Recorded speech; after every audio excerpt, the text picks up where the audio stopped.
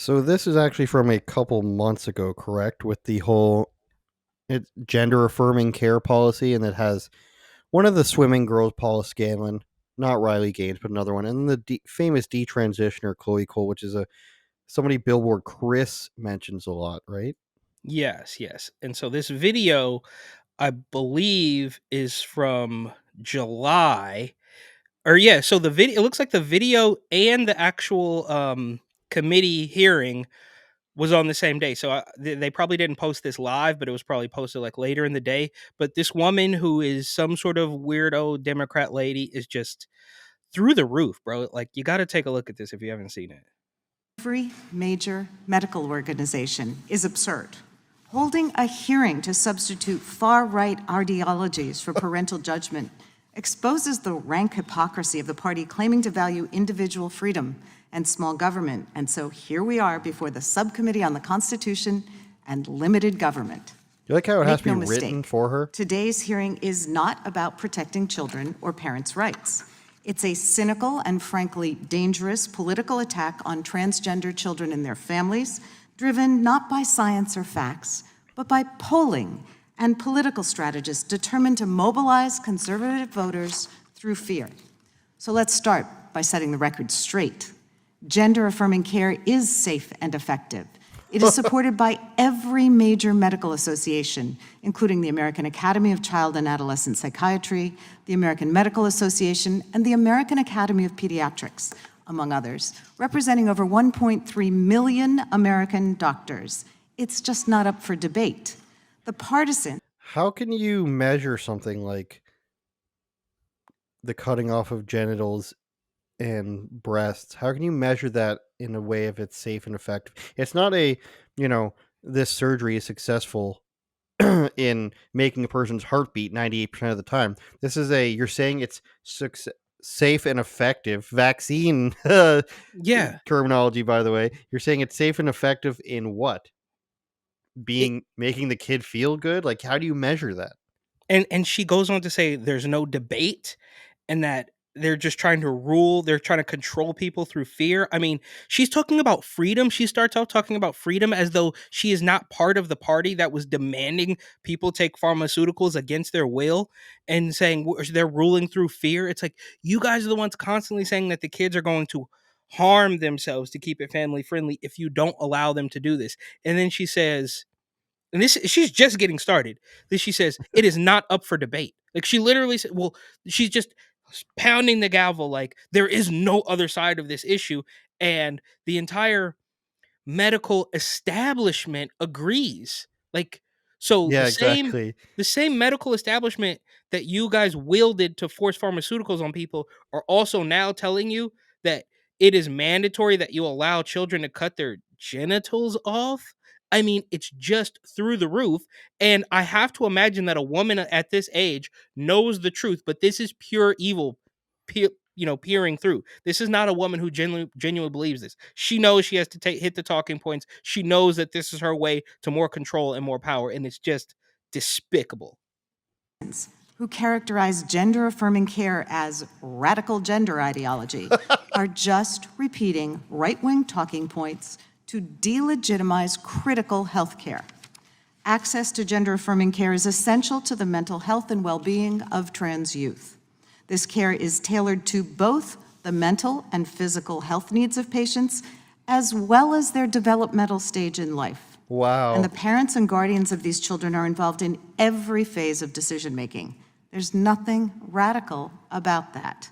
So when our Republican colleagues allege that gender-affirming care raises particular dangers or due process issues, that is fear-mongering at its worst. Picking on already vulnerable kids in order to stir up chaos that they hope to ride to success at the ballot box, That's no matter you. how That's you. deceitful or dangerous. You know that she never once mentions what the care is. She won't mention that it's hormone therapy. She won't mention that it's actual surgeries. They just have to say, "Oh, it's essential physical health care." So she's Essential. she's That's not going literally not the definition. That's the definition of elective health exactly care. 100%. But they know that all it takes for something to be true is to just utter those words, right? She knows, and she even says there's no debate for it. So, first of all, who wrote this for you, lady? Right? You keep looking down because obviously somebody wrote it for you. I doubt you did it yourself. And secondly, if anybody in there, and I actually did watch this entire thing, like I didn't sit there and, pay attention to every single second, but I watched, it was on in the background. It comes on autoplay on my YouTube. For whatever reason, Mhm. this channel is broken through my algorithm and it shows up after every video I watch somehow, some way. But if anybody in that room said, well, what was gender affirming care like when you were a kid, lady? They Huh? weren't What? accepting of us. Yeah, it's just so bizarre. It's incredibly manipulative and it's evil. What she's doing is completely evil. Every single thing is upside down, every single thing is backwards. She's telling you that there's the mean, scary Republicans who, of course, are complete feckless little weasels who will not do much of anything. But in her eyes, they are trying to stop her from wielding the power of the pharmaceutical industry to turn little kids into lifelong customers by mutilating their bodies. That's what's happening. And they're mainstreaming this. This is not a fringe thing, right? Like she's saying that, well, the Republicans are saying that quote unquote gender affirming care is radical. Bitch, that's the most radical thing this world has ever seen. What are you talking about? Cutting your dick off and turning it inside out into a weird little pouch is quite literally one of the most radical things that we've ever seen in this country. I think there's a couple more minutes. Those claims are. As a mother of three, I Oh certainly never god. found myself at my children's pediatric appointments wishing for medical advice from the House Judiciary Committee. As a member of Congress, I'm appalled by the weaponization of our legislative process to inject politicians into the personal medical decisions of our constituents' lives. I strongly oppose any effort to impose ultra-conservative political or religious views on the medical decisions of American families, whether on matters of reproductive health care or parental decisions to seek gender-affirming care for a transgender child. I know that Americans can be trusted to make their own healthcare decisions without politicians invading their doctors' offices. Okay, And I stop it. Stop it. Stop it. believe Stop it.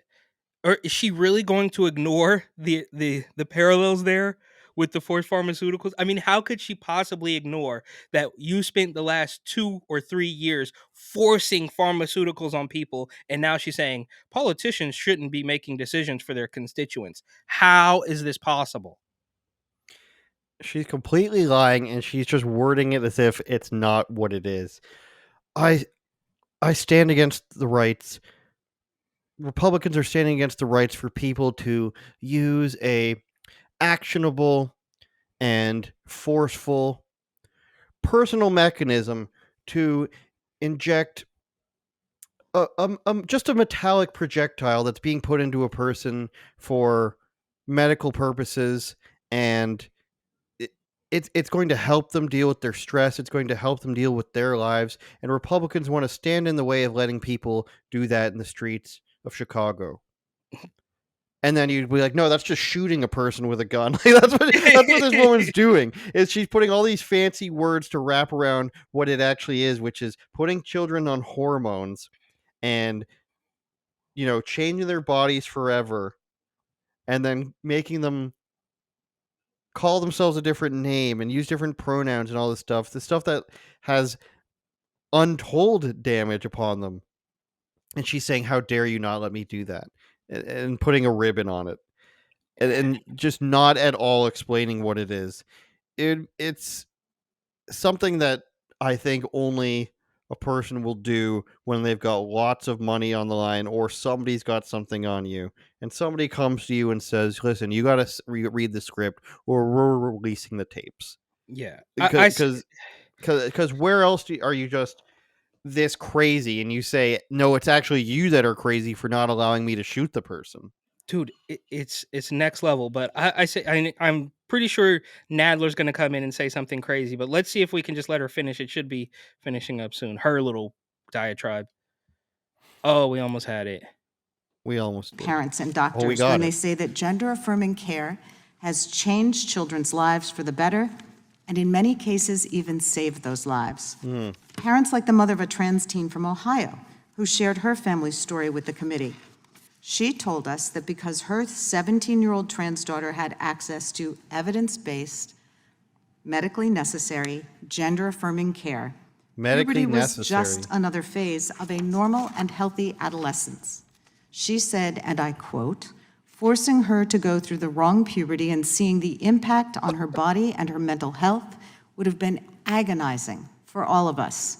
I don't understand why we would allow politicians to make medical decisions for our children." She's right. Banning access to gender-affirming care would violate parents' due process rights, and the federal courts agree. They agree that banning gender-affirming care for minors violates constitutionally protected parental rights, and that politicians should stay out of those decisions. I want to close by reminding my colleagues how much their words matter. By endorsing falsehoods and bullying tactics, members of Congress are helping to promote a culture of discrimination that has increased violence against trans kids and their parents. Cynical political opportunists should not be allowed to use the megaphone of the House Judiciary Committee to promote cruelty and disinformation, particularly when we know that it invites discrimination and abuse of trans children and their families. I must object to this callous and reckless use of this committee's time. And with that, I So it is Cruelty and disinformation. the guy behind her's head is gonna explode, by the way. But of course, she's saying all this is evidence based, but there's no evidence when it comes to you're killing people or there's violence against trans kids or their parents. I think the most alarming part about that last segment is the wrong gender, and it was just another part of growing up. Yeah, Yes, getting put on hormones to the point where your puberty stops and you're trying to chemically alter yourself to be the opposite sex is just another it was just another part of growing up, and if you didn't do that, the kid was going to die. yeah. And we can prove that.